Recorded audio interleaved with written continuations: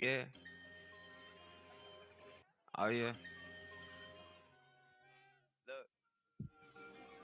Tell me how I'm supposed to feel when I don't feel a thing. Lost the one I thought I loved for lack of wedding ring. Immature like Marcus Houston, lack of better words. I cried a river, Justin Timberlove is for the doves. Yeah, I've been a prince, my complexion on king. 40 acres in a mule, expecting those things. Self-love, motivation, neglected those things. But you won't take my bad days. Ladies and gentlemen, welcome back for another episode. Number 17. You might not like it. That's my boy Della every day against Marcus Houston. That's a clean one. That's a little old one, boy. 2023. But my boy Deli every day bringing us in again. Fellas, how we doing? Sam, you know what? We'll start with you, brother. How we doing today? I'm doing good, brother. I'm doing good. Man, I got a lot on my mind. I like to share with you brothers, but I'm doing good. Hope y'all do it as well as I am. Yeah, man. Another beautiful day, brother. You know, it's nice out here in Dallas. I heard y'all got a little rain today. Yeah, a little bit. How we doing, bro? I'm doing fantastic. We got a little rain. It feels beautiful outside. It does. But yo, it's a beautiful day. I feel good. I got a lot on my mind as well, Sam. So let's get this shit started. You know what I mean? Yes, sir. Let's let it ride. Ladies and gentlemen, again, episode 17, You Might Not Like It podcast. Catch up with us on YouTube. You can even check us out. We got the TikTok going. You Might Not Like It podcast. We the original You Might Not Like It podcast, baby. Great.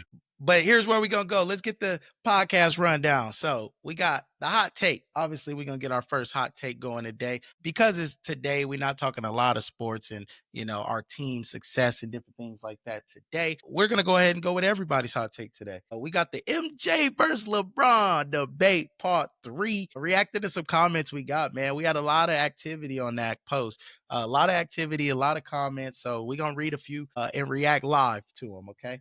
And then you know, we're going to also rank. We have a couple of stats that we think are just unbelievable that we just wonder, are any of these NBA records ever going to be broken? Rank them for which one we think may be broken. We got 4 of them.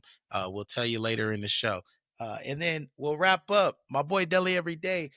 Deli is releasing some new music, got a new platform. He's releasing music too. And so just giving some background. And then also we discuss a couple of themes. Deli's going to record a theme song for the You Might Not Like It podcast. So have some live feedback and hopefully y'all give us some ideas of something that we could get him to rap about and put in the show. But ladies and gentlemen, that's the rundown. Let's get started. What is your hot take of the week?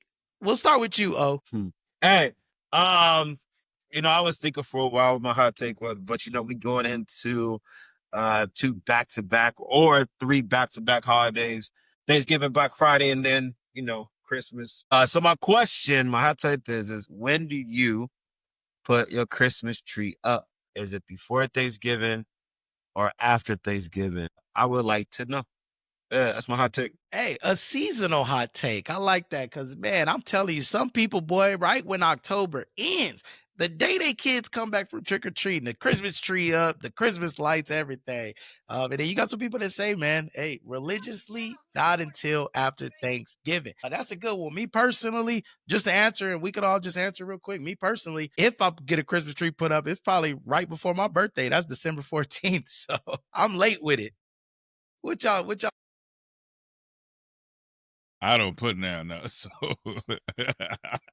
hey, I don't put down up. You know, I don't even celebrate Christmas for my own particular reasons, but that's another conversation to be held. But when I was like did do it, it would probably be like the beginning of December, right after Thanksgiving. That's before I figured things out. But Yeah, yeah, my it would be right before stepdad and his family.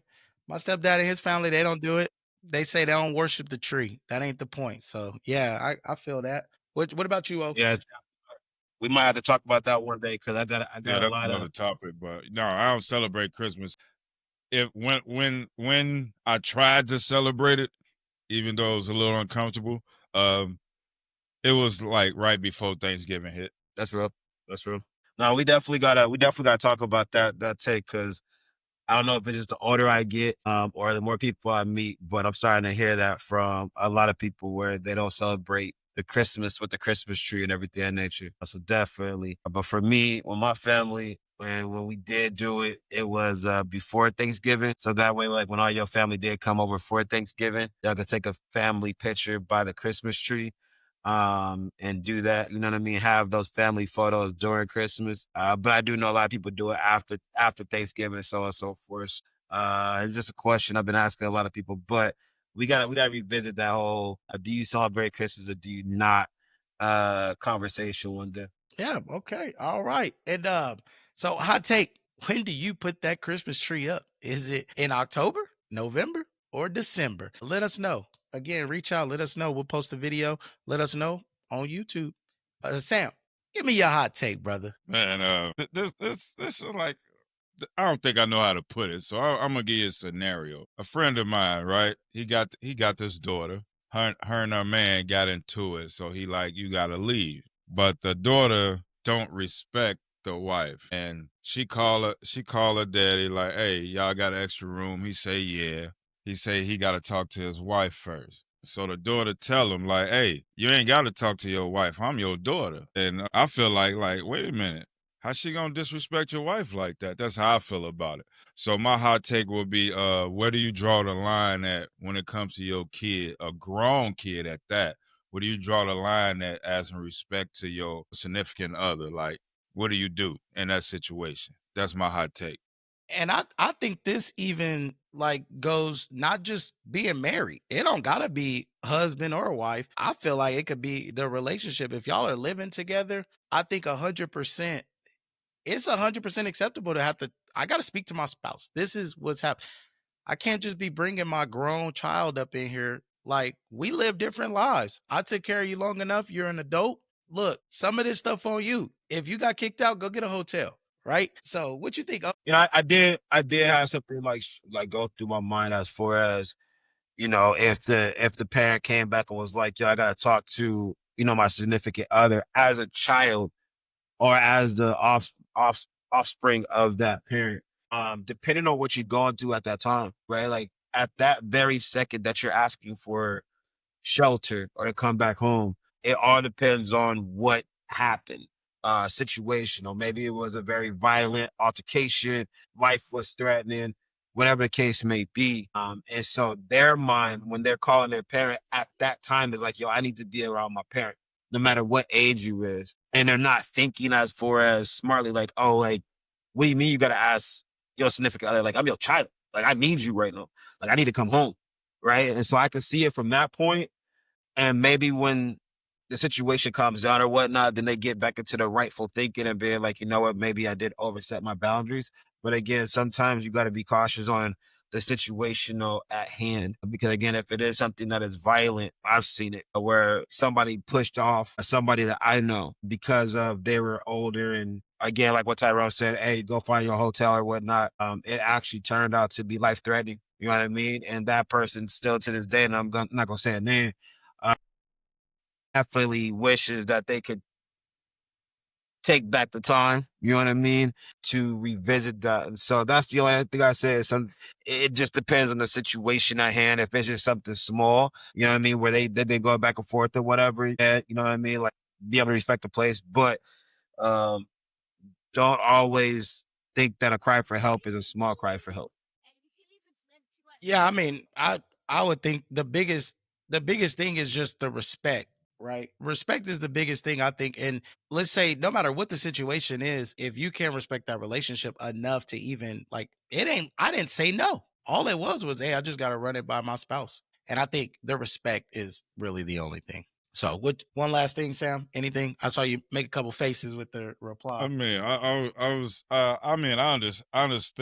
understand his point of view, like not understanding the situation, but I would also say if a person has time, and I didn't say that the person called in disarray, like, hey, you got a room? I'm in real trouble. Like, you know, like in that situation, I would think like if it's somebody I know or one of my children, and they call me like, hey, you know, You got extra room. This is a calm situation. It ain't dire straits to me. So my response would be, hey, hey, let me talk to my wife. Let's see if we can make room, adjust our life for you. You get what I'm saying? But in the process of me saying, let me talk to my wife, and then it's like, hey, I'm your child. You ain't right then and there. It's saying like, I don't respect where I'm going. I'm just asking for like, I need some shelter right now. I don't care what you're going through in your life. I don't care how anything's going. I need a room. I only care about me. That's what that's saying to me, So now if my daughter called me like, man, my boyfriend and punched me in the eye, I'm sure she ain't gonna leave all that out. You get what I'm saying? And even if there's no respect there, it's like, okay, this a fighting situation. We gonna make room, and you gonna respect my wife. We gonna do it like this. You know what I'm saying? Or I help you get a room over here. Get yourself together. Get Turn your yourself together. volume down. We could hear it. Yeah.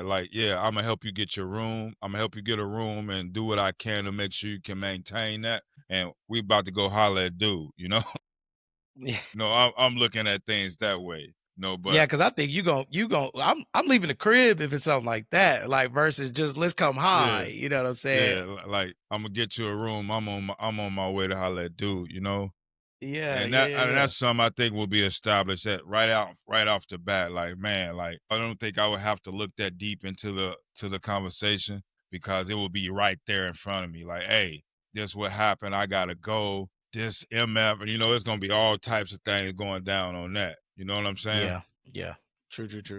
So Yeah, that's how I look at that. Philly, I like it. That's a great hot topic. Another one. So another great hot topic situation. Where do you draw the line from respect from your kid to your spouse and a grown kid at that, right? Kid needs to come back home. They don't have that respect for the husband or wife. Where do you draw that line and what does that boundary look like? So some parents give some feedback. Obviously, me and Sam have children. Obviously, I think we know kind of where we're at and how we would respond to something like that.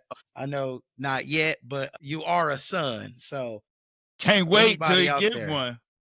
Hey, when he get one, that perspective change, boy. Once he put something in the oven, it's over with. Yeah, nah. Yeah, I can't wait till that baby shower. Oh, Hey, relax. Damn, don't be trying to put no curse on me, bro. Please do not. a child is a blessing. A child is a blessing, Nah, brother. That's the funny. only Hey, reason why I say that is like, hey, both my brothers, real talk. And I know there's genetics and everything that's different about it. But my mom and my two younger brothers, they both got twins, boy and girl. My youngest got my youngest brother has all girls, two twin identical girls, and then my middle-aged brother. He has twin boys. The craziest thing is their birthdays are literally a day apart, November 12th and November 13th, and they're 4 years apart, and they're both identical. So it's kind of crazy. Don't know what that means, but I ain't trying to find out if I'm gonna have triplets or twins or something like that. Not that'll be crazy. Good luck to you, brother. Good luck to you. that's crazy. Lastly, my hot take. My hot take for the week. Ladies and gentlemen, it's a simple one. What is the American dream? What is the American dream? Like everybody says it. There's a lot of different views of what America is to the other countries, the land of the free, how great we are, everything. And I thought of this from watching a movie, oddly enough, but it was funny because the parents were in another country and the daughter and son had children and they hired a nanny and they said, you're out there really living the American dream. You got a nanny. And it made me think like, what exactly is the American dream? Like, what is that? Anybody out there can tell me what the American dream is, or is it multiple different things? Is it 4, 5, 6, 10 different scenarios, right? So that's my hot take. What's the American dream? Hey, one of those American dreams is paying taxes. That's funny. Hey, is that the American dream? Pay the taxes. You know what I'm saying? Because I know, the government was shut down and your boy, the taxes was still coming out. Man, and I don't understand that. I don't like. Yeah. They owe me some money. I can't wait to Yeah. January. Yeah. Can't wait They till must have income been tax. taking them taxes to keep paying their salary, Sam. That got to be what it was, brother. I Yeah. can't think of nothing else. So, Of course. yeah. So, y'all got anything on American Dream? Y'all got anything come to mind when y'all hear what's the American Dream? It's supposed to be buying a home, getting married, 2-car garage, white picket fence, children. You know, that's supposed to be the American dream. But Who America? I don't know, freedom of religion, you know, all those things supposed to be there. But hey, I Freedom don't of know. speech? It's a good question. I mean, I agree with Sam as far as I feel that was an American dream before. It still could be, but I mean, now in the world that we live in now, I believe like the American dream is about being free, wealth, money, the faster you could blow up, being seen. You know what I mean? I feel like that's kind of like the American dream. I think it's shifted based off of like our society. But I do have to agree with Sam. I do believe is that, graduate from college, getting married, house, white picket fence, kids, that type of thing. It's a good ass question, T. All right. Yeah, because I want to know. And I think it's interesting to hear from all different walks of life, different colors, different races, different backgrounds, all of that. Because what exactly is the American Dream? What does it look like? Who was it for? What is your interpretation of that? So those are the 3 hot takes. American Dream. When you put your Christmas tree out, respect between children and your spouse. That's the 3. Come on. We got a bunch of comments around this LeBron versus Michael Jordan debate. Let's get some comments on some of these hot takes. We can turn back around and talk about some of these hot takes, discuss and shoot some shit back and forth. I got one comment from the last week's. Do the military get enough respect?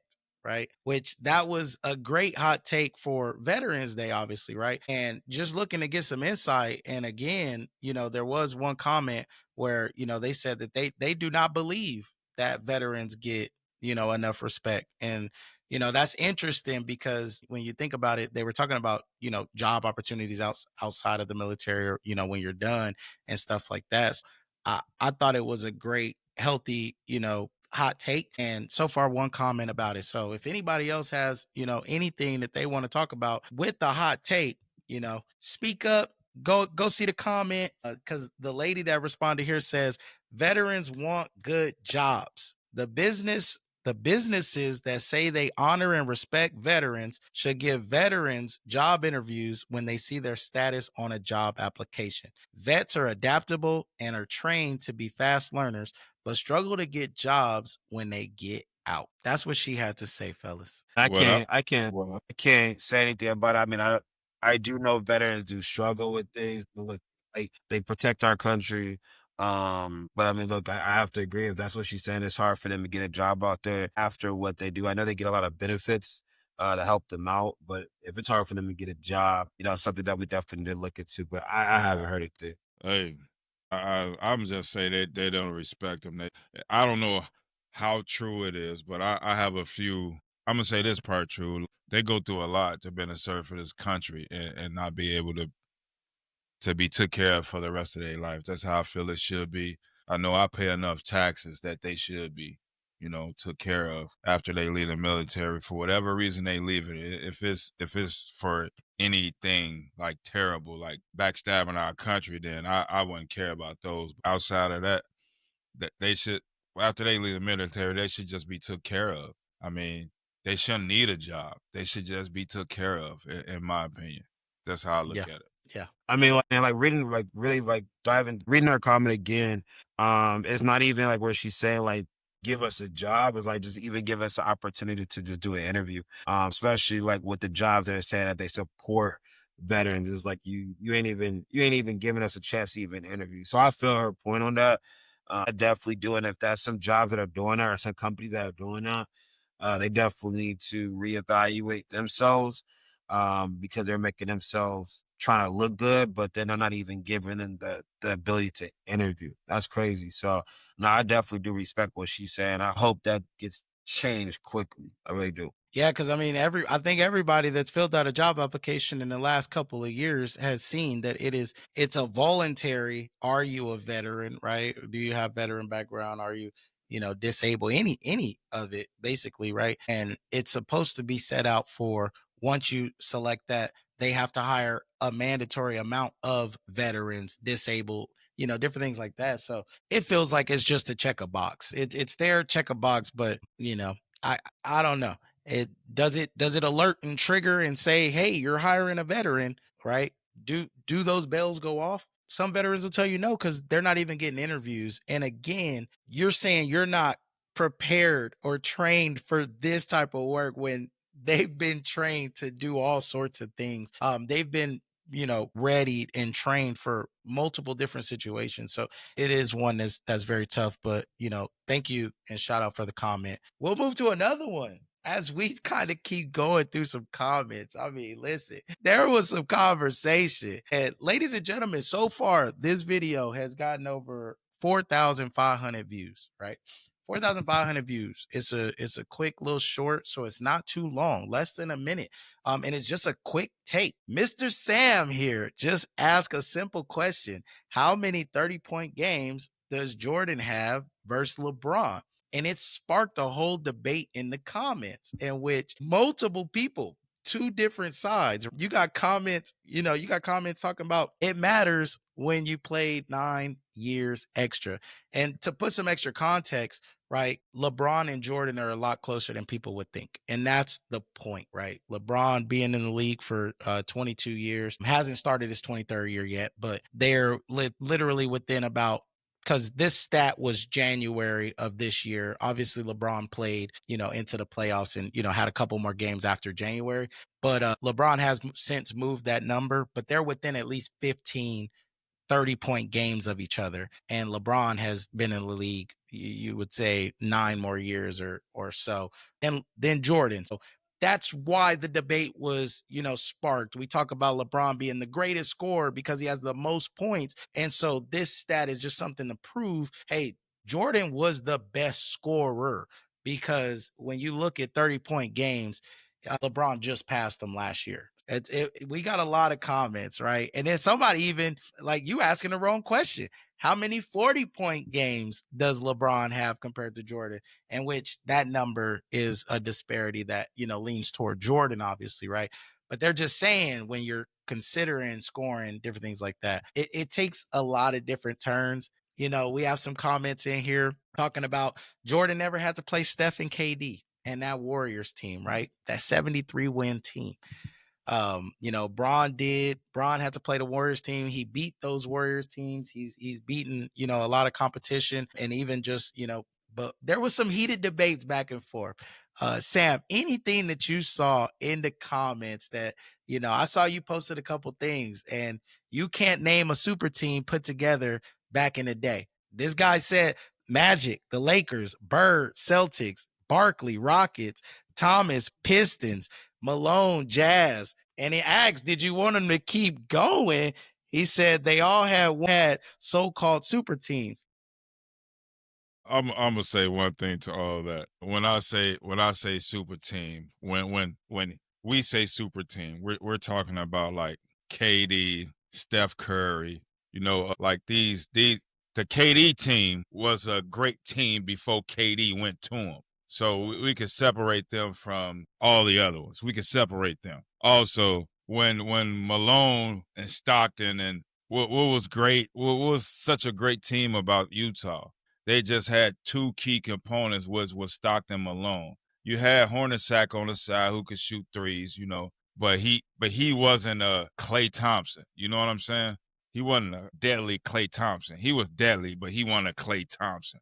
Okay, but was he not the Klay Thompson of that era where he could shoot the 3 ball, but they didn't do it a lot? So then part of the big 3. Then that's why you know his name, and that's why you brought it up. Again, I did say it's a difference in that Warriors team, but I also will say this to that comment. Now, when you have a defensive prowess out there, like people actually playing defense can put hands on you, you ain't giving up that 3-pointer that easy. You actually have to work the ball around and have somebody that actually need a double team to get that person wide open back in the day. Now everybody's sitting at the 3-point and they go into their little zone defense, and some people don't react to the 3-pointer. Most of the 3-pointers are wide open nowadays. Like for instance, that Golden State team that was so great. If Kawhi Leonard, who's one of the best defenders of this era, if Kawhi Leonard didn't go down, they don't win that series because they had somebody that actually played defense playing against them. You mean they would have won the series? They would have won the series. Spurs would if Kawhi Leonard didn't go down, the Spurs go on in that playoff. That's what I'm saying. Even against that great shooting. Are you talking about when Kawhi was young? Kawhi's still young to me because, hey, to me. Hey. But, Sam, those Kawhi Spur teams, bro, that's literally the reason why there are some of those LeBron not getting championships and different things like that. Like, you're just speaking cleaner to the debate. What I'm saying to you, when Kawhi went down, Ginobili was old, Parker was on his last leg leaving out, Duncan was old. All this, they wouldn't have got as far without Kawhi. They beat that Miami team though when they were all there. Kawhi is the reason. They was all there, but they was all, Kawhi was the building block for the Spurs at that time. Everybody else was on their way out, brother. That's what I'm saying. And, and they lost. They lost what they considered a dirty play from what's his name? Stand under Kawhi when he messed his first injury as a Spur. Like, Kawhi is the reason that team was gonna make it where they was gonna go. That's why he had the leverage he had to get out of there. He was the spark plug that made that engine run at that time, and he would have took down that Golden State team without KD. He'd have took them down. Yeah, I get the argument you make it, and completely makes sense, Sam, for sure, 100%. But Sam, that was like a super team. Like, the Spurs were a great team. They wasn't young. They knew their roles. And they knew what they needed to do in the system. I give you that, but it still wasn't that great Spurs team because Kawhi left and won one. Kawhi left and won a chip in Toronto. Right, because Kawhi was the spark plugs. Kawhi was the innie. He was the engine. But I'm saying you literally had that perennial defensive shutdown guy, and Kawhi can score the ball with Duncan. Kawhi was Ginobili, him. Tony Parker. Like, Kawhi was him. He was the defense, bro. Okay. That's what I'm saying to you. Duncan. Kawhi was the defense. When Kawhi left, didn't that Spurs team dismantle, basically? They couldn't win anymore. Well, yeah, like the Spurs team has started to like retool, rebuild. They made a trade. They got Dejounte Murray they got him from Atlanta, I think it was, or something like that. Yeah, they started to try and retool, start to rebuild. But Ginobili won who Ginobili used to be. Parker won who Parker was. It was Duncan because every year you had to see LeBron, and they knew it. Everybody knew it. KG is lying his ass off when KG say they wasn't scared of LeBron.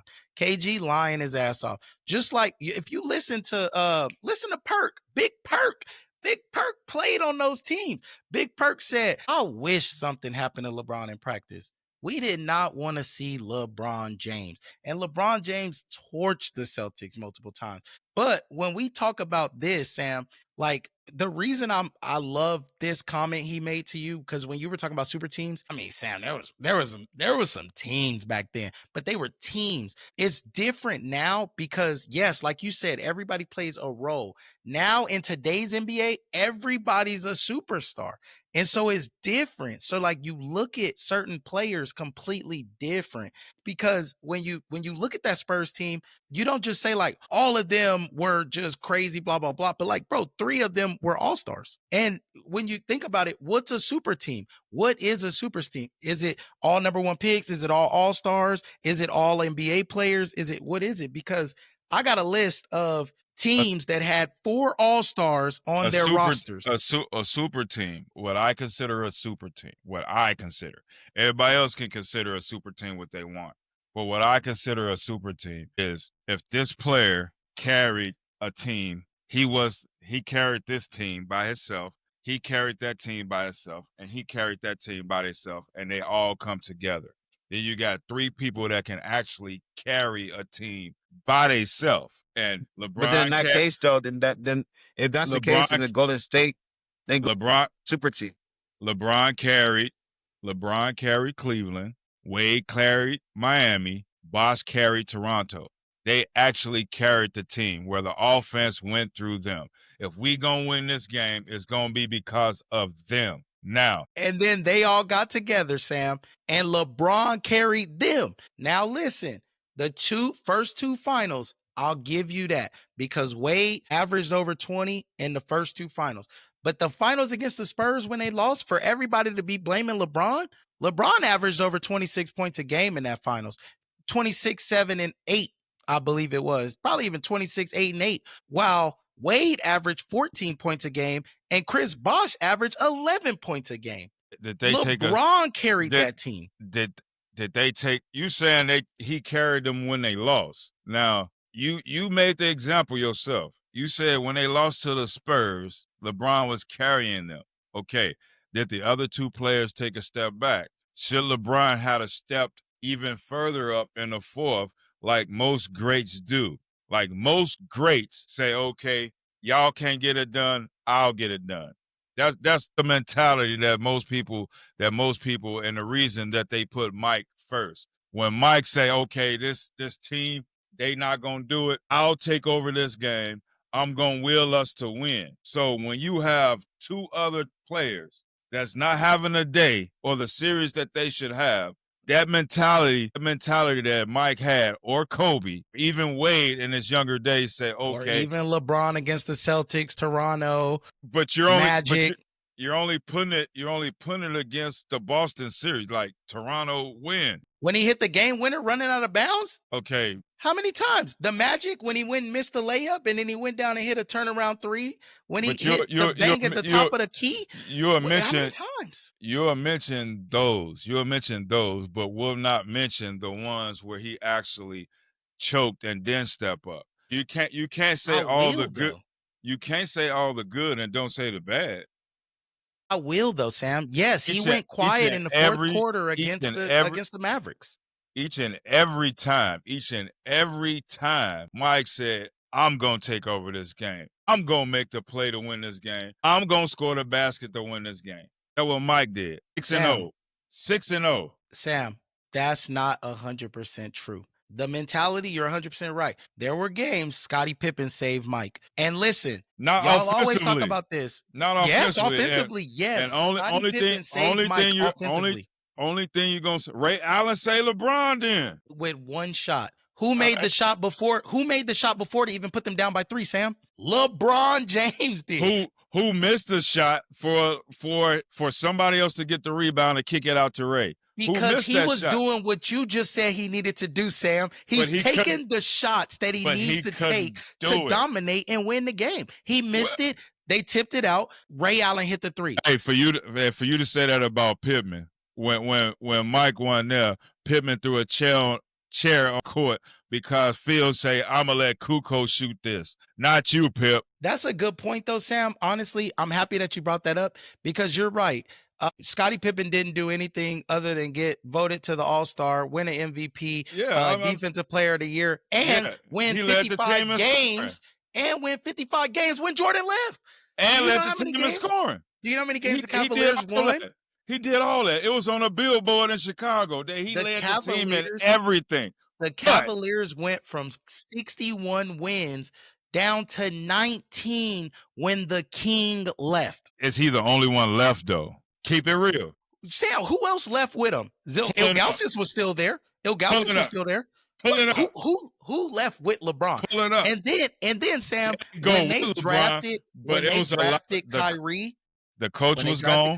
The coach left, and several other players left too. Don't just say LeBron left that team and that team was still together. It wasn't. Sam, one thing really quick, because I think when we talk like super teams, nobody talks about this enough, right? Nobody talks about this enough, but there were teams that had 4 all-stars in one season, right? Obviously, the 2017 Warriors, right? KD, Clay, Curry, and Draymond. You had the 2015 Atlanta Hawks. 15 Atlanta Hawks. I know we like, damn, the Atlanta Hawks. Who the hell did they have? Well, they had Al Horford, they had Millsap, they had Korver, and they had Teague. All 4 of them. My question to all 4 of the people you just made, which one of them can carry a whole team? All 4 of them were all-stars, bro. Like, they were on the same team and they made the all-star game.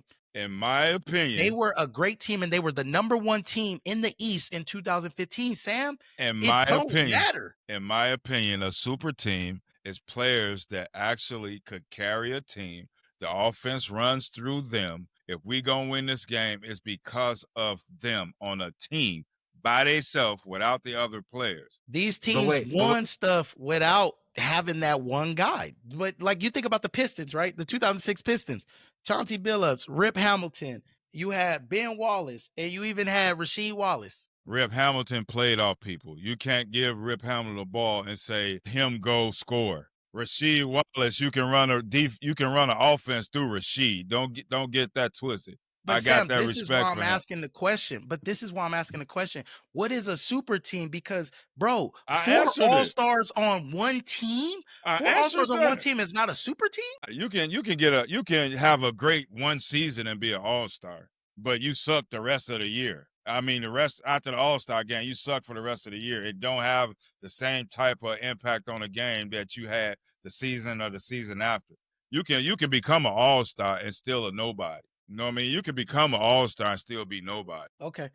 Now that we settled that, cool. I get that. That makes sense.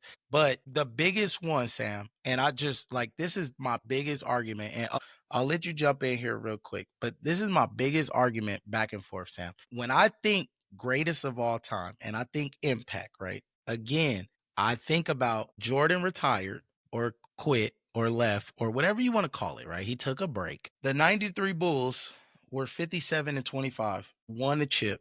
Great, fantastic. In 2010, the Cleveland Cavaliers were 61-21 with LeBron. Before LeBron finally said, you know what? I'm tired of all of this. I'm the number 1 seed every year, but I'm carrying a bunch of plumbers to the playoffs and championships. I'm never going to get any draft stock because I'm the number 1 seed, right? Not going to get any great players in the draft because I'm not losing. Like some of the Bulls seasons, right? When Jordan started being sub 500. But I digress. After Jordan left, that 94 season, the Bulls went 55-27 and were damn near a game away from the finals. Again, when I made this comment in the comments, the guy said, you know what he said? The comment, he said, coulda, woulda, shoulda, but it don't matter. They didn't win without. And I'm like, bro, when LeBron left, they won 19 games and they were a lottery team. How are you telling me coulda, woulda, shoulda? Bro, who is the better? Here's the thing, Sam. The reason the Bulls were able to continue succeeding because they had a system. LeBron James is the system. That's it. Sam, I'm going to give you a couple more. I'm going to let O speak, Sam. Sam, I'm going to let O speak. Let O get a couple points out. I'm going to give you a couple more crazy stats, Sam, that you going to flip out. But everybody needs to hear it. Because when LeBron joined Miami, Miami wasn't a playoff team. When LeBron joined the Lakers weren't a playoff team. Every single city LeBron goes to, he is not going to a winning situation. LeBron brings the winning situation. And within 1 year, LeBron is in the finals. I'm a lead at for y'all right there. I'll give you all the details, but go ahead, brother. I know you've been dying to say a few things, man. I've been thinking you finally. Like I said before, Sam, my biggest debate on this, which I don't think gets covered enough, is again the coaching.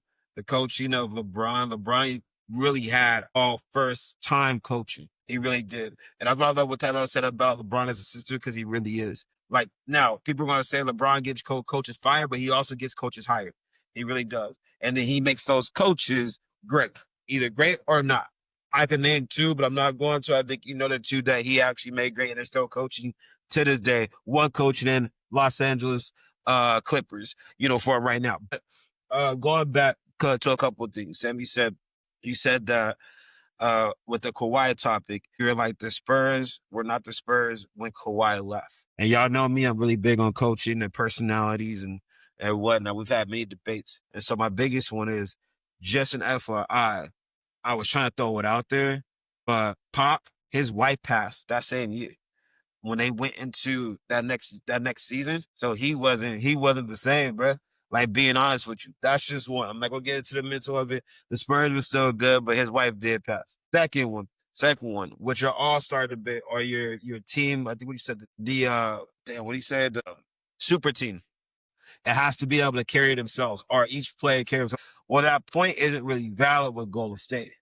Because literally you see how Klay Thompson doing great. Yes or no, he had 2 Achilles tears, so on and so forth. But Klay Thompson is a support player. He's a great supporting player. I felt at one point in time, Klay Thompson was the best shooting guard that was ever a shooting guard. Literally, like, he played that position very well. Draymond is just a very well defensive player. I don't believe, and this is nothing on Draymond, I don't believe you put Draymond on a team, he's going to carry that team single-handedly to the championship. I don't believe that. But he's a very good player to be in. The only player that I could really see that could take that team up is Steph Curry, right? Like, that is the only person on that team besides Bolton not getting there or whatnot. So again, the point that you're making as far as a super team, that there has to be 2 or 3 players on there, that has to be, I think, is valid. And then, that's really all I wanted to say. I think those are 3 big topics that I want to say. But one day we really got to discuss about the coaching with LeBron James versus Michael Jordan. And like I said, I think on episode 2, Michael Jordan had one of the best, if not the best, coach in all of basketball. And who did LeBron James have that was even close to him? Okay, now I'm going to say something to that. Phil Jackson is who you're talking about. But I'm going to say to you, they call him the Zen Master. But the system that he brought to Chicago was not Phil Jackson's system. It was Tex Winter's. Yeah, we know that. Secondly, who was Phil Jackson before he met Michael Jordan? After Michael Jordan, he had Kobe and Shaq. You can't tell me that Phil Jackson could go to Indiana and he'd have ended up with a dynasty. You can't tell me he could have left the Lakers and went to the Clippers and they became a dynasty. You can't tell me that. Each situation Phil Jackson was put in, he was put in with soldiers, some people that was ready to win already. He didn't go through the steps that a natural coach like the coach in Miami went through. He didn't go through that. Spoelstra, he didn't go through that. He had hand-picked players already ready with mentalities that ain't nobody gonna come on this court and do nothing with us. That's what he had. Not to take away anything that Phil accomplished, but Phil was made by Mike, Kobe, and Shaq. Phil ain't come in because Phil didn't take on no situation where he had to build nothing. Phil got. I would rebuttal that. That's my opinion. I would rebuttal that and say there's a lot of coaches out there that get handpicked a lot of great talent and they still don't win. I'm not saying that he didn't have Michael Jordan and Scottie Pippen and Dennis Rodman and the list goes on and on, but still at the end of the day, you have to coach. There's a lot of coaches that have a lot of talent, and they still lose, Sam. And yes, he got taught very well to be a coach. He was a great player with rings by himself.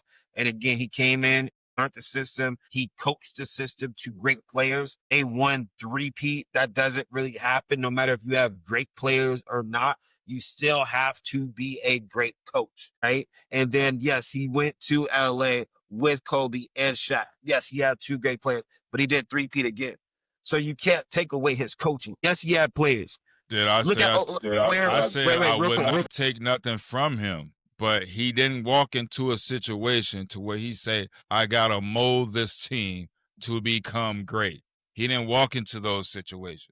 For instance, when he Okay, went to what I was going to say is, what was the record? Do you know the record that they were before Phil Jackson got there, Michael Jordan got there? Michael Jordan was who he was, because I think they beat Cleveland in the playoffs and all that before Phil got there. I mean, I can't think of it. You know, I'm old now. You know, I can't think of every little step. But at the same time, I give Phil his credit for what he was able to accomplish. But at the same time, you can't tell me who he was besides a player in New York before he became a coach. And when he became a coach, he was put in a perfect situation. I'm sure Larry Brown would have won if he had Tex Winter as he had Tex Winter with Mike. I'm sure Larry Brown would have won with Kobe and Shaq. I'm just sure of it. I'm sure Who Chuck would have Daly. won? Who would have won with them Cavalier teams? Jordan would not have. And the way that I can tell you that that's a fact is because Jordan did have those teams in the 80s and 90s. And I like to compare. And he carried it to the playoffs, and he would lose. Right, but Sam, I like to compare what Jordan was going through in 89, right? 88, 87, 86. I like to compare those years to exactly what LeBron was going through. But guess what LeBron was going through it at? In the finals, not the first round of the playoffs. LeBron was going through superior teams in the finals. Jordan was lucky enough to face them in the first round. I guess you could call it lucky enough so it didn't harm his finals record. If Jordan ever got to the finals against that Lakers team that was giving the Celtics buses every single year in the 80s when they were going back and forth and they had their little rivalry, and then if Jordan had made it to the finals against that Lakers team versus the one he beat, it would have been a lot different, which is why everyone says everybody got old, Magic got AIDS, and a lot of things happened, but people got old and then Jordan started winning. Do you understand that Magic, I believe, when he lost to Mike in the finals, probably was the MVP of the league? I'm saying everyone else, Sam. I get Magic, but imagine Magic, right? I'm talking about everybody else. Like I'm saying when he beat them, and again, beat everybody in the 90s. Yes. And Magic has given Jordan his praise, given him everything.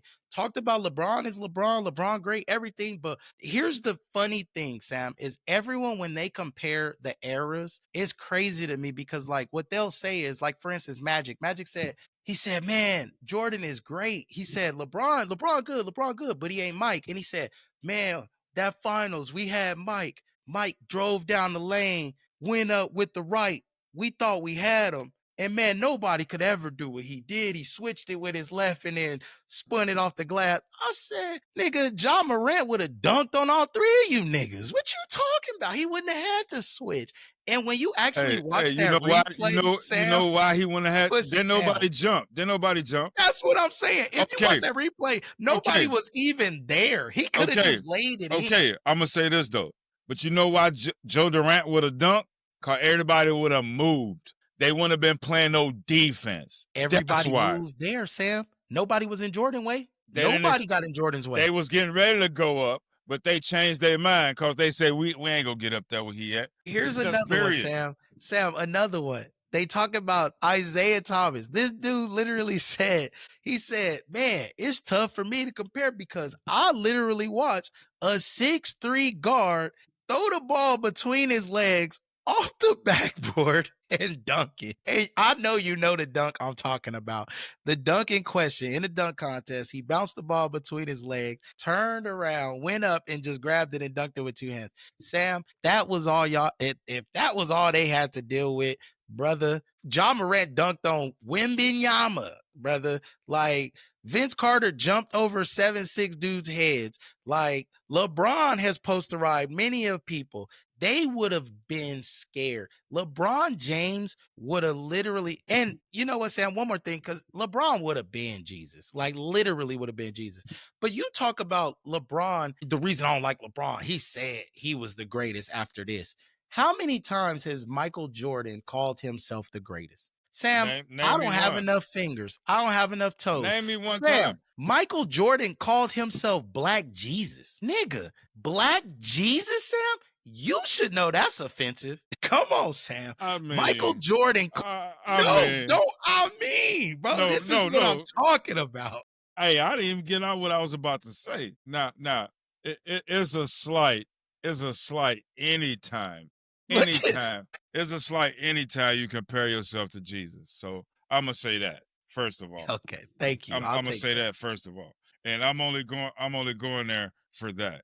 But dude, Yeah, look at it. Nobody was even there. They got out the way. He didn't need to do that. I'm gonna say this. I'm gonna say this. Before LeBron was something we never seen before, right? Cause nobody stopped Shaq. Then they started doing the hack of Shaq, right? It started breaking his body down. Okay. Bron didn't have to go through that. Nobody in this Time out, Sam. You can't say that. Literally, like I wish I could find. I'm trying to find on YouTube. There is massive amount of videos where they are hacking the mess out of LeBron, and that's So I'm just gonna guess that's the reason. What you're gonna tell me That's the reason is why he LeBron started went to through the flop. same type of fouls that Mike and Shaq went through. You're gonna tell me that? You haven't seen it? You Like, Sam, seriously haven't seriously? seen it, Sam.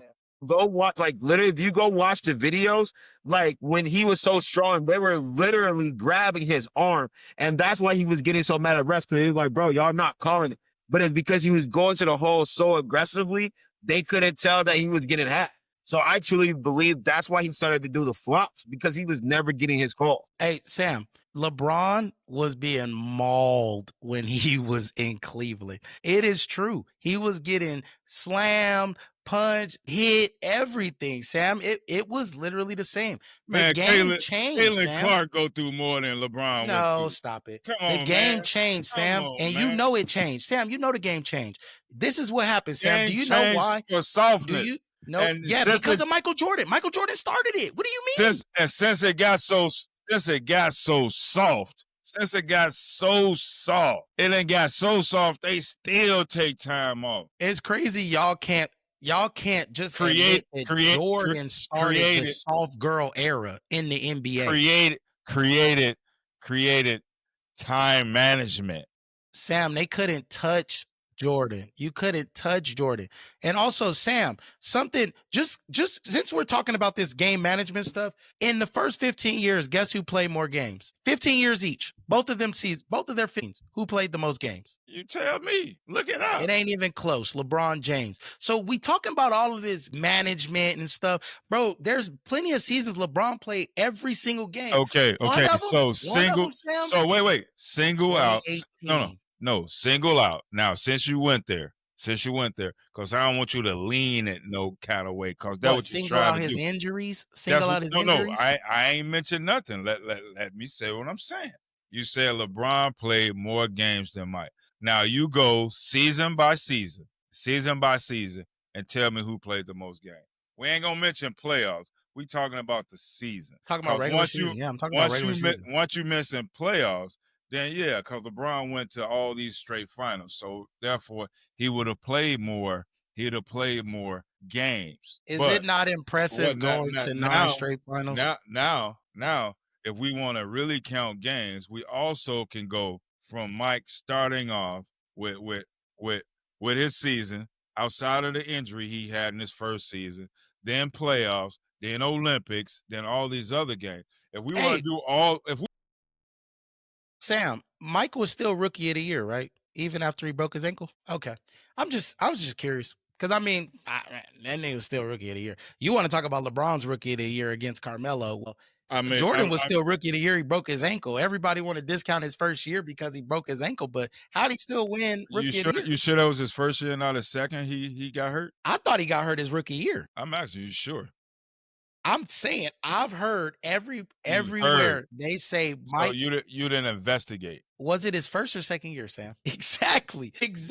See, no, I'm asking. I can't have conversations with Michael Jordan fans. I'm asking you. But listen, Sam. Here's what I'll say right now. Okay, I'm going to admit this, but the problem is, as a LeBron fan, right? I can admit things like this. Michael Jordan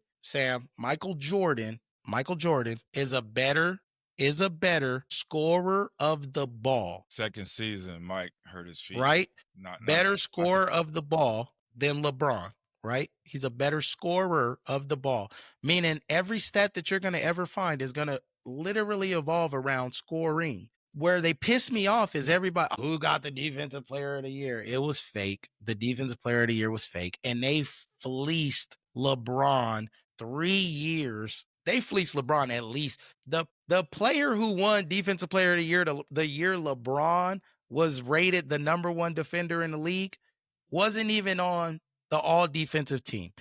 Talk to me, bro. Come on. Like, how does that happen? How do you win an award and you're not even first team all I don't make stats and all that. I don't create them. I don't create the narratives or anything. Mike got hurt in his second season, not his rookie year. So, like I say, that's why I asked you, did you investigate or are you listening to people? Because people can lean your narrative in a certain way, you know. From the eye test. I haven't seen a defense like all 5 players on the court saying we gonna play defense. We got a rim protector. You come through this hole. We putting you on your back. You're gonna have to go to this free throw line and get these points. I haven't seen this in the last 20 years. Nope, don't go 20 because the 2006 Pistons were that team. That's 2025, brother. About to be 2026. Oh, okay. So yeah, okay. I guess we can't go. Yeah, my bad. We can say, well, no, it's still not 20 though. Hey, 2 seconds. Still not 20. It's still not 20. At 2 seconds, it'll be 20. But listen, Sam, that Pistons team, those Pistons teams, those Celtics teams, 2011, those and we talk about this super team narrative, bro. Can we like kill this super team crap? Because, bro, the Celtics, nobody was saying shit when they all teamed up. Nobody said anything. Yeah. Garnett and Pierce them. Okay. Yeah. Garnett carried Minnesota. I asked people to name me a put together super team. He going with teams that was built together. Now, if he had said Boston, I would agree with that. Well, he said, do you want him to keep going? Nobody replied and told him to keep going. And me, I already knew. So 11. But everybody he was mentioning was a team already. I said a put together. That's why I didn't respond to him, because he didn't give me a put together. You know what this was? You know what the 2011 Celtics were? Because, bro, Paul Pierce is so funny. Paul Pierce has an early interview on the Breakfast Club where he went earlier as a player, and he talked about LeBron James, and he talked about LeBron James being the best player that he's ever seen, because he had to face him and get his ass beat by him every single year. But you gotta understand the difference, though. Starts to say other stuff. But you gotta understand, like, they have their own narratives and they getting paid to do certain things. So, but again, when you say overall, now if you compare the best scorer, I'm gonna say Jordan. Now, I think Scottie was a better overall player than Mike. Yeah, so does Phil Jackson. Phil Jackson did too. Because Scottie could defend damn near everything. Just like LeBron. So when you say overall, now you say the greatest scorer of all time, I'm going to say Mike. I say the GOAT, greatest of all time. And y'all say Mike.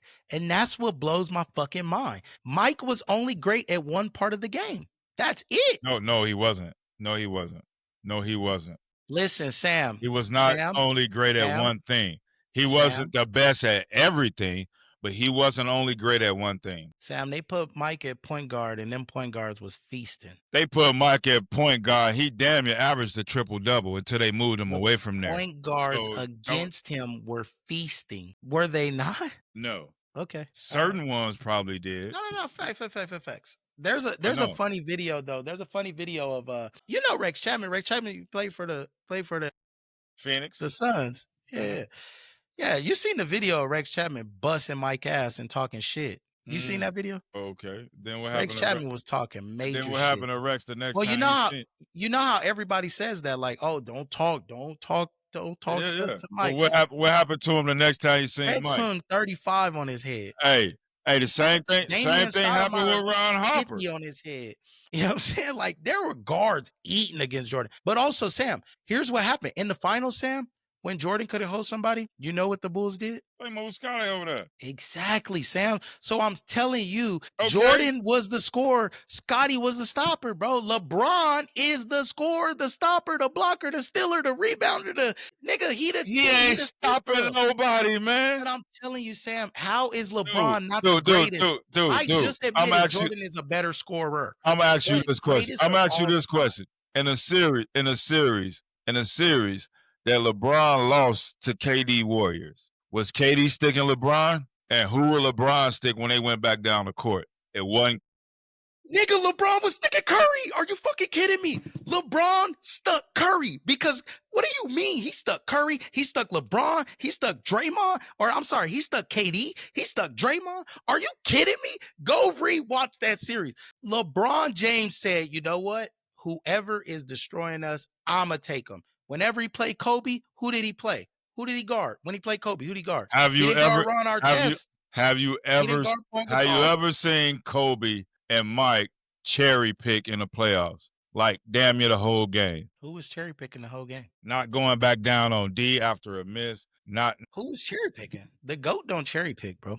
The GOAT run down blocks. You only could show one highlight of that. Just one. And it's your favorite They got clips of that. They got clips of that. The same one. Yeah, clips of that. The one that I will show you is in the finals. The one that I will show you is in the finals. The same one. No, LeBron has done it multiple times to multiple victims. LeBron has victimized a lot of people with the chase down block. One. That's everyone you show LeBron, I can show you one of Jordan. Sam, even at 40 with the Wizards. I will tell you, Sam, that history shows me two things, right? If you shoot the ball more, you're likely gonna score a lot. Jordan only shot 3 more shots a game than LeBron has. So, goddamn, look at that. Oh, chase down block, get that shit out. Oh, every chase down block, actually. Oh my God, this looks like multiple. This doesn't look like just one. That was LA, that was Cleveland. Oh, here's LA again. Coming. Where he come from? But he cherry picks. There's no way. Sam. Hey. I sent you multiple videos that you refuse to see. Sam, you refuse to watch them. LeBron James. It's 8 minutes. It's 8 minutes worth of chase down blocks, bro. 8 minutes. Hey, if you look up Mike, it'll show you about 20 minutes worth of them. See, that's it. You just say it. You ain't gonna do that. It won't, Sam. There's also videos of Mike airball and everything. And then what you gonna say? Oh, there's videos of LeBron airball and everything. Right, nigga, not everybody perfect. But when you talk about greatest of all time. When it's clutch, Mike ain't shooting no airball. Greatest scorer of all time, no. But listen to this, Sam. Michael Jordan, 15 for 15, right? Michael Jordan took 2,000 more shots than LeBron. At the point of them being, listen. 3 more shots per game. Which equal 2,000 more total shots, Sam, right? Maybe if LeBron shot those 3 shots, he has 6 rings. I'm going to give you some Michael Jordan logic here, because this is what y'all Michael Jordan fans say, right? Is, well, if Michael Jordan played 20 years, he would be 10-10 because he's 6-0, and they would have kept winning. So I'm going to put some logic together for you. Since LeBron James has a better field goal percentage than Michael Jordan, you could say if LeBron James took 2,000 more shots, he would have outscored Jordan earlier. Am I correct? I would be right by saying that if I were to use the fact that MJ is a 49% field goal shooter versus LeBron being 50%.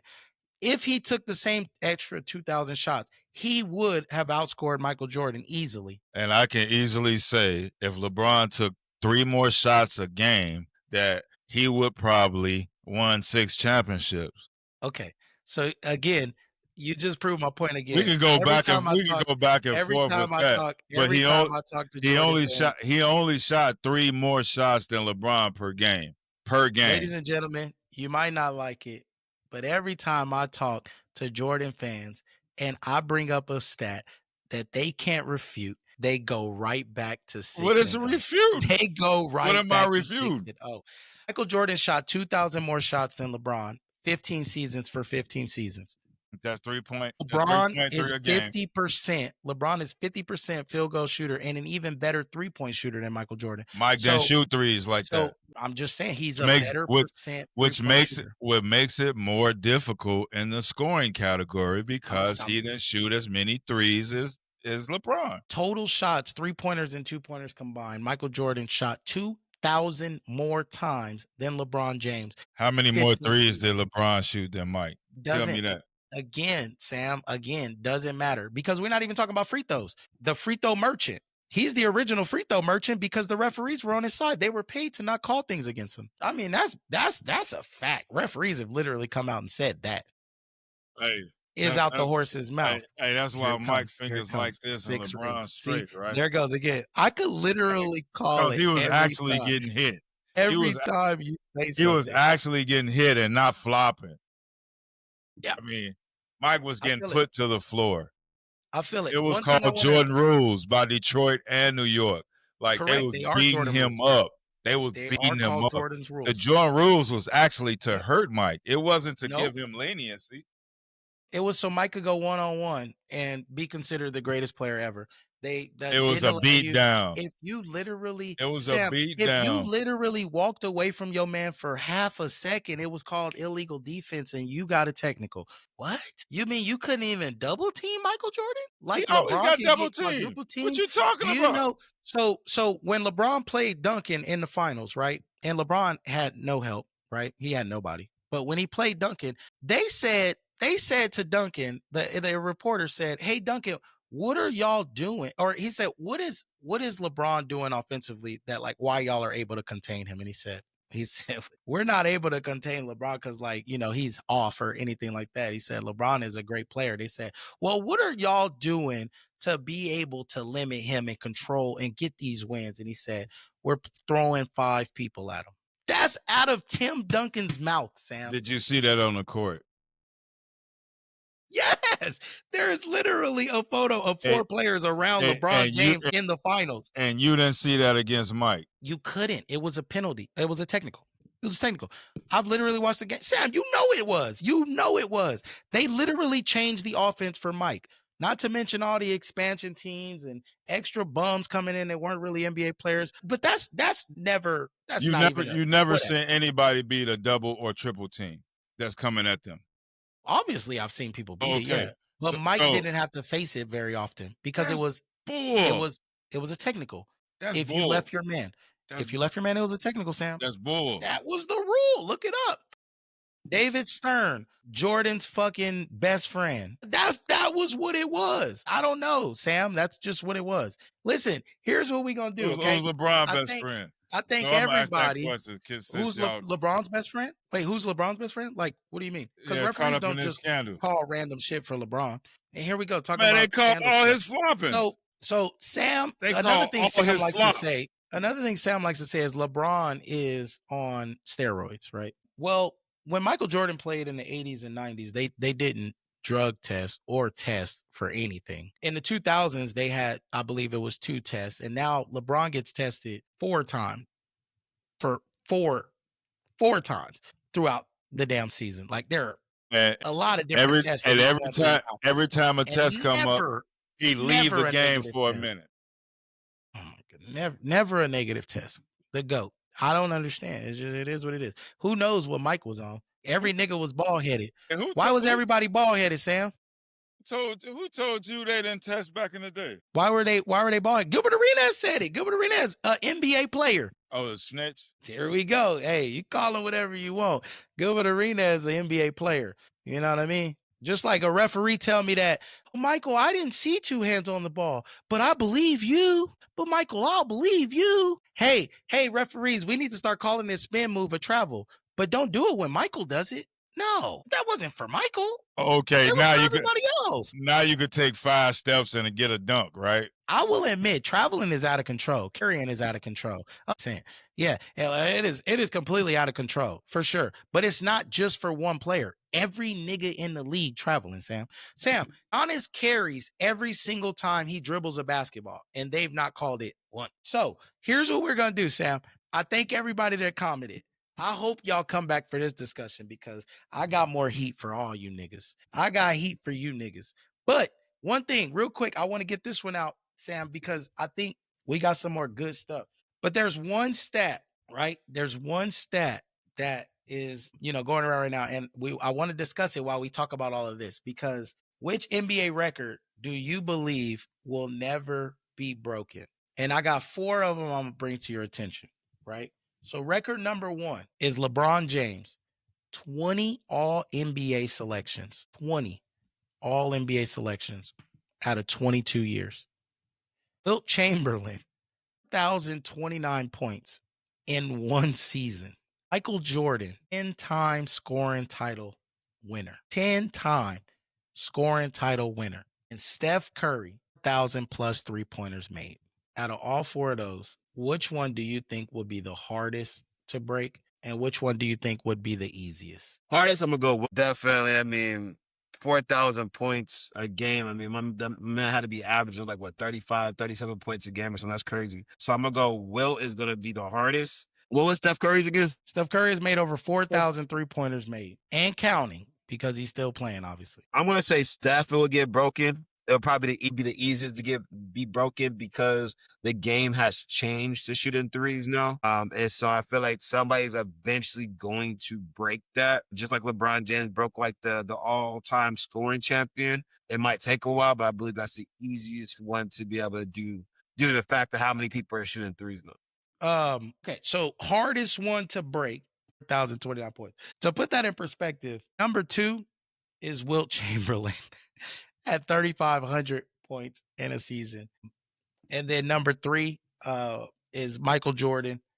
And then number 4 and 5 is also Wilt Chamberlain. All of those are above 3,200 points in a season. In one season, one complete season. So that Wilt stat, right? And then Steph Curry, 4,000 plus made threes. And as we were discussing, like what we were going to talk about, Sam, this one, I know you said Steph Curry might play a long time because he's just a shooter. And shooting is the last thing that goes. So this could realistically, I mean, could it go to 5,000? This could be a growing number. Which one of those 4, Sam, would you say is the hardest to ever be broken again? And then which one might be the easiest? Obviously, none of them are going to be easy. Man, to be honest with you, I don't think none of them going to be broke. like, yeah. I don't see nobody getting 20 NBA. I don't see nobody doing what LeBron did. Wait, what'd you say? Say it again. You don't. I don't see anybody getting 20 all NBA first teams. I don't see that. That's crazy. I don't see that. I don't see no. And since Wilt stat ain't been broken yet. But yeah. But if Curry continue at his pace that he's at this year, I don't know. But I don't think so. But I don't see nobody breaking it since it lasted as long as it has. Like you said, Curry, like I said, shooting is the last thing to go. And he's the best shooter I ever seen from the areas he shoot from. And on the clip that he's going is even better than Reggie Miller's. And so what's the other one? Well, wait. With LeBron, really Michael Jordan, Michael Jordan, 10-time NBA scoring title. Like he won the scoring title 10 times. Damn, I don't see nobody doing that neither. But see, here's the problem with I would say the one that actually could be beat is the Michael Jordan stat. That would probably be the easiest one because of how they shoot threes now. That would probably be the easiest out of the bunch. And the hardest one would be the 20 all NBA selection. So Sam, I will kind of refute the Jordan one, because the only reason I say the Jordan one I don't think is because as you look at the NBA and look at the scoring titles, and this is another reason why like everyone's like, yeah, LeBron didn't win a lot of scoring titles, but it's like, bro, Derrick Rose, Westbrook, KD, Harden, and it's like fluctuated. Like Harden will have lead, and then Harden will miss 2, and then Harden will come back and lead. Westbrook will lead, miss a year. KD will miss a year, and there's so many great scorers. SGA now. I'm just saying. Iverson back in the day. Like if somebody played 15 years right now, right? If they play 15 years and they win a scoring title, the second You year. think they could get 10 out of fifth year. 15 though? I don't see it. I don't see Because it I happening. think Jordan's is a I lot just harder. had to pick one. Yeah, Jordan sounds like the easiest because it seems like the lowest number. Yeah, it seems like the reason. And again, but I said all of them. No, it's facts. like the hardest. I don't believe any of them will be broken. The only one that I could see potentially, Sam, realistically, the funniest thing is it's the furthest one out of reach. It's Wilt's record. And the only reason I say that is think about in a season. And the reason I say that is think about what we're seeing now from the NBA. One thing the NBA is doing, and I'll only say this for like that little cup championship crap that they do in the middle of the season. You're not pulling your starters at the end of a blowout anymore because the point differential is important now. I don't know if you watch these damn cup games, Sam. These cup games are 135 points to 135. Like, it's getting crazy, but the all-stars are staying and playing the entire game. Even when it's a blowout, they're probably leaving the last minute of the game. Did that start this year? That started like 3-4 years ago, I think. Well, no, the Cup championship started 3 years ago, but I don't know if the point differential started until this year. And I think it was a thing to encourage them from stopping to, put people out the game during blowouts. Like SGA. I think it was last year. Last year or year before, like where they did the point differential to base off of it would rank you in your division as far as like your wins and losses and your points and everything. Okay, because SGA done scored 30. SGA done scored 30 in like the first 5 games, or 5 or 6 or something like that. Like, I think that record might be in danger a little bit with just what people are doing nowadays. Yeah, but Steph Curry done dropped 40 in back-to-back weeks now, 45, 46 in back-to-back weeks. Like, this might be the one record. If somebody could stay healthy and put together those games, they could get close. Is the only one. If it started last year and ain't nobody even came close to getting the top 6, I mean, I don't see that happening either. Yeah, I'm saying with the scoring that I'm seeing from out of the league right now, you got so many cats that are dropping 40 nowadays. You got so many cats with the potential to, like, literally SGA, Luka. Like, I think Luka, even if Luka can stay healthy an entire season, like, dude, Luka scoring 40, 30. 5 a game. Like, these dudes' lines are 31, 33 and a half for betting odds every single night. And to be averaging over 34, 35 a game, I don't know. Like I said at the beginning, though, I don't see now one of them getting broke. Yeah. I agree. I think LeBron. So LeBron did do 20 all NBA in a row. So I think that was 20 in a row. So you imagine first 2 years in the league are the last 2 years. This man wasn't at least a top 5 player in the league. And that's the only, so when I think about, like, when I talk about LeBron, that's kind of what I be thinking. Like, I'm like, bro, that is insane. And Michael Jordan has 10. Michael Jordan has 10 all NBA. But I think about that when I'm like, bro, his greatness to go over 23 years, to be a top 5 player in the league for 20 straight years is absolutely insane, even into his 40s, where every other player, and this is why I think LeBron gets so much hate, is no one's ever seen it, because no player has ever been able to play a long time and sustain the level of greatness. So I think that would be one of the hardest records to break. I think the points record in a season, just because the way the NBA going, there's so many points being scored a night. There's so many all-stars that can score them. And then the 3-point line is such a happy place. I think those 2 records are the 2. The 3-point line and the points are the 2 that can be broken. That scoring title is so hard because you got so many contestants. Luka, you got Harden, KD, you got SGA, you got Westbrook, you got, well, I was not Westbrook anymore, but bro, you got so many players scoring so many points. I think it's going to be hard for one person to dominate enough to get 10 scoring titles. So I don't know, man. It's crazy. It's absolutely crazy. AD and Steph ain't even close to this list. So you think, will they play another couple years to be able to get there? The all NBAs, Jordan, Wilt was at 15, Kobe was at 15, Jordan got 10. Like, nobody else is close currently in the league. So I don't think anybody gets to 20.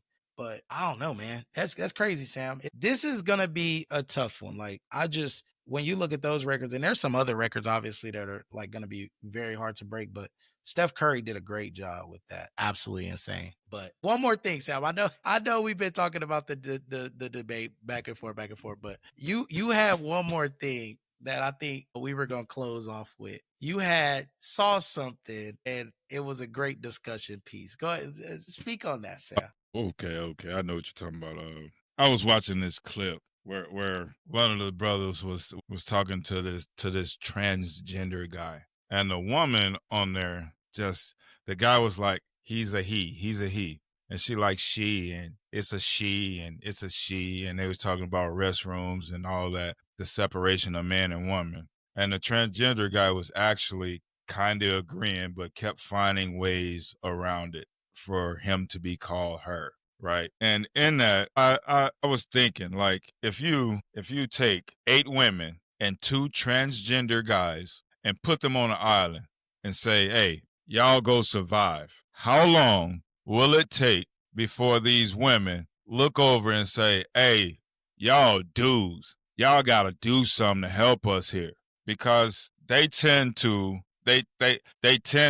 back guys becoming girls. The women tend to back guys becoming girls a lot more than they do their own female people, the other women, the real women. So I would like to see a show like that. You know, I would just love to see a show. Just say Transgender Island or something. You know, I don't know.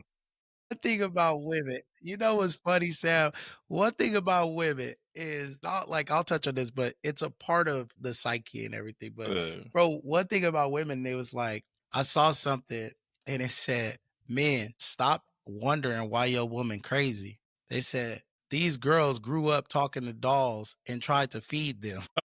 he like, so like, bro, they, you know, like they crazy, bro. Like, but like that's part of this, right? Is, bro, I think women will have your back, and even men in relationships, women will have your back.